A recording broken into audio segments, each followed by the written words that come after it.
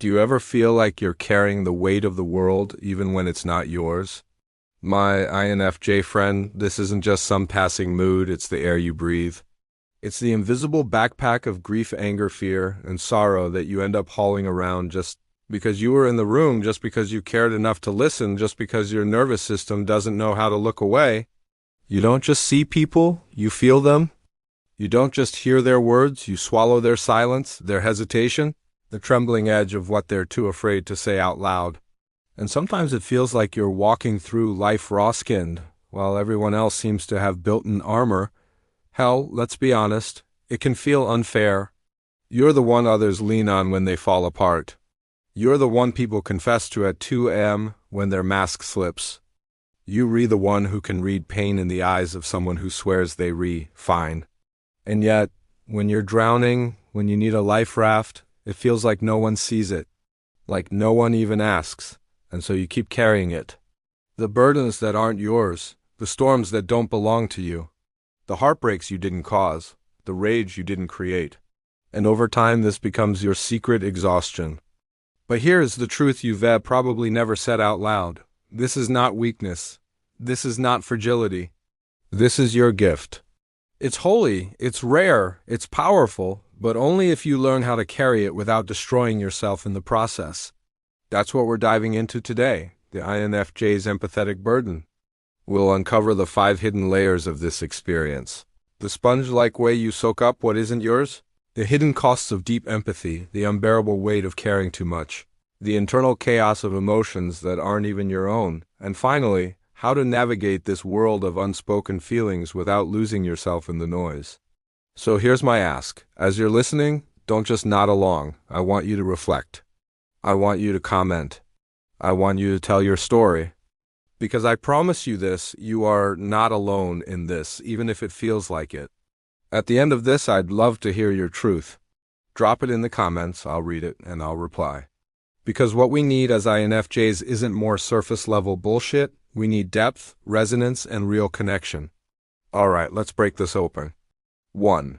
The emotional sponge, soaking up what isn't yours. You walk into a room and you don't just see furniture, walls, and faces. You feel climate.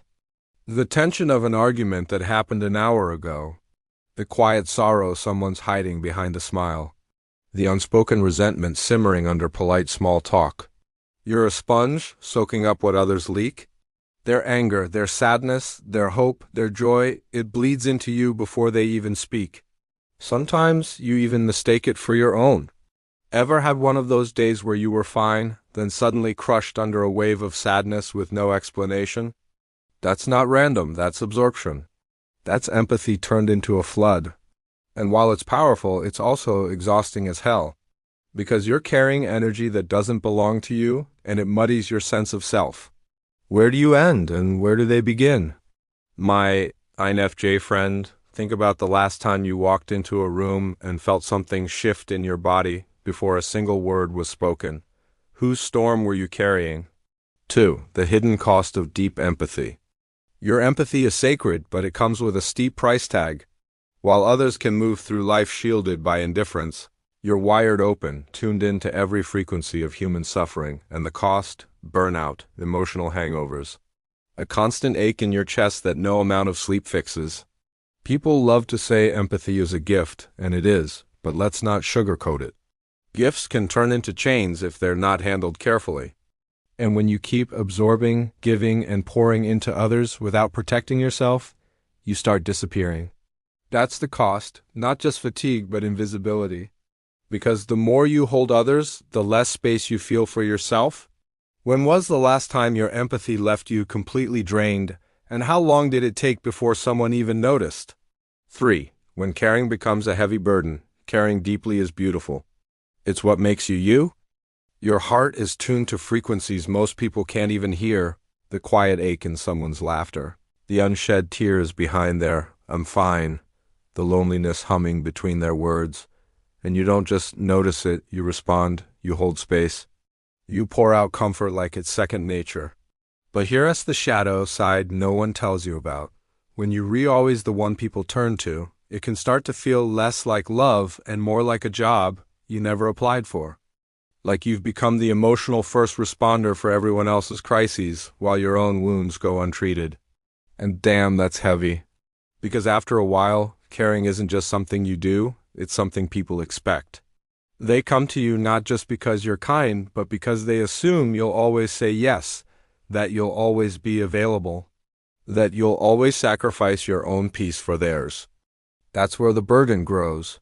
Not from caring itself, but from the chains of expectation that wrap around your spirit. You start to feel like your worth is tied to how well you can fix, heal, or hold others. Like you're only valuable when you're giving. And that's when resentment sneaks in. Quietly. You love people, truly, but sometimes late at night you wish someone would carry you. You wish, just once, someone would notice your silent weight.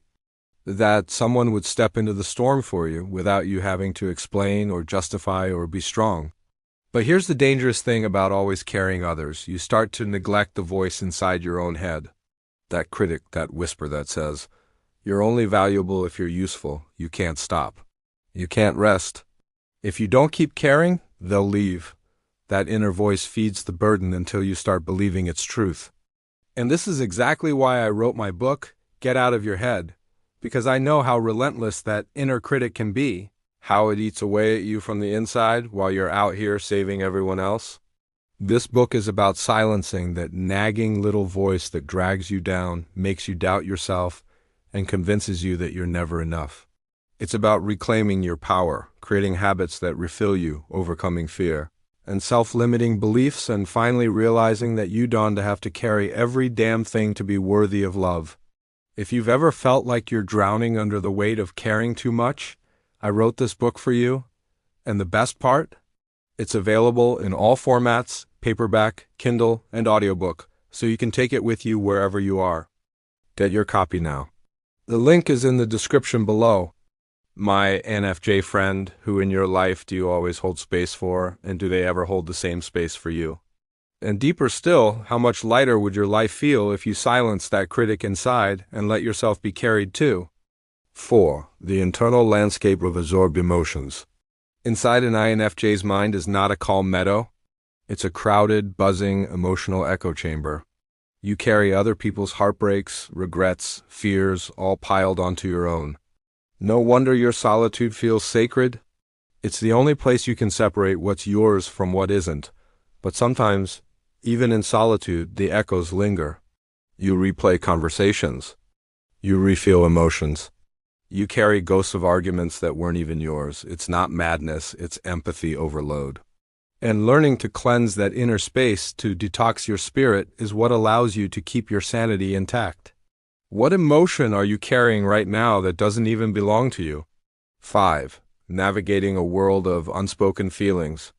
Being an INFJ means living in a world where most people don't even know what they feel, while you can see it before they do. You're constantly decoding, translating, absorbing. It's like being fluent in a language almost no one else understands. But here's the shift. This doesn't have to be a curse. It can be your compass. Your empathy can guide you toward authentic connection and away from toxic bullshit. It can help you navigate relationships, leadership, and creativity with precision most people will never know. The key? Learning not just to absorb, but to discern. To say, this feeling isn't mine, I don't have to hold it. To treat your empathy like a scalpel, not a sponge. How would your life change if you stopped carrying what wasn't yours? My INFJ friend, let us circle back to the question we started with. Do you ever feel like you re-carrying the weight of the world, even when it's not yours? Now, it's not in your head, it's in your wiring. You were built to feel. You were built to see. You were built to carry truths that others can't even touch. And yes, that burden is heavy, but it's also holy. You are not fragile, you are not weak, and you sure as hell are not too sensitive. You are tuned into a frequency most people can't hear, and that makes you rare. So stop apologizing for the depth. Stop pretending you're fine when you're overflowing. Stop letting people tell you your boundaries are cold when they're actually sacred. I'd love to hear your truth. Which part of this cracks something open in you?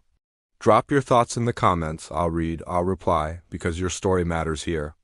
And if this spoke to your soul, Subscribe for more content that doesn't skim the surface but dives straight into the marrow of who you are.